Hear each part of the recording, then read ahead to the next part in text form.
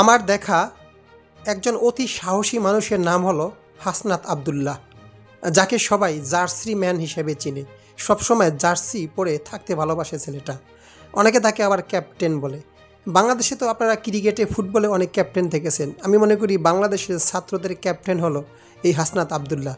আমার এই কথাটা শুনে অনেকেই হয়তো হজম করতে পারবে না। কারা হজম করতে পারবে না সেটা হয়তো আমরা জানি। আসলে সত্যকে সত্য বলতেই হবে। এই ছেলেটার অতি সাহস দেখে আমি মুগ্ধ হই।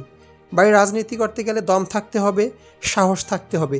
বিড়ালের মতো হাজার বছর বেঁচে থেকে লাভ কী? বাঘের মতো অন্তত পক্ষে একটা দিন বাঁচুন। এই কথাটা হয়তো অনেকের ভালো লাগবে না। ভালো লাগুক বা নাই লাগুক, আমি রাজনীতির বাইরে লোক। এই ছেলেটা আপোষ করলে হয়তো আরও ভালো করতো। অনেকে বলে সে নাকি অনেক টাকা কামিয়েছে।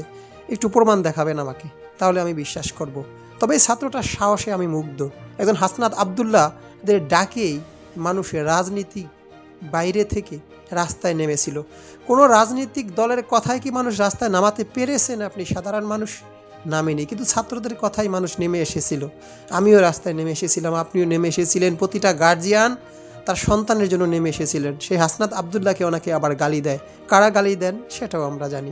গালি দিতেই পারেন, কারণ এখন গালি দেওয়ার সময়, যেই সময়টা হয়তো আগে আমাদের ছিল না। এখন আমরা কথা বলতে পারি, সাহস করে আমিও কথা বলতে পারি, যে কথাগুলো আগে বলতে পারতাম না। আমি রাজনীতির বাইরে লোক, এজন্য রাজনীতির বাইরে থেকেই কথা বলি।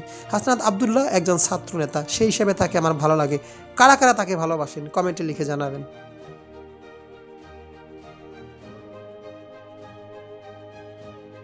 মন্তব্যের ঘরে গঠনমূলক মন্তব্য করে জানাতে পারেন। যদি ভিডিওটা ভালো লাগে শেয়ার করে দিবেন অন্যকে দেখার জন্য।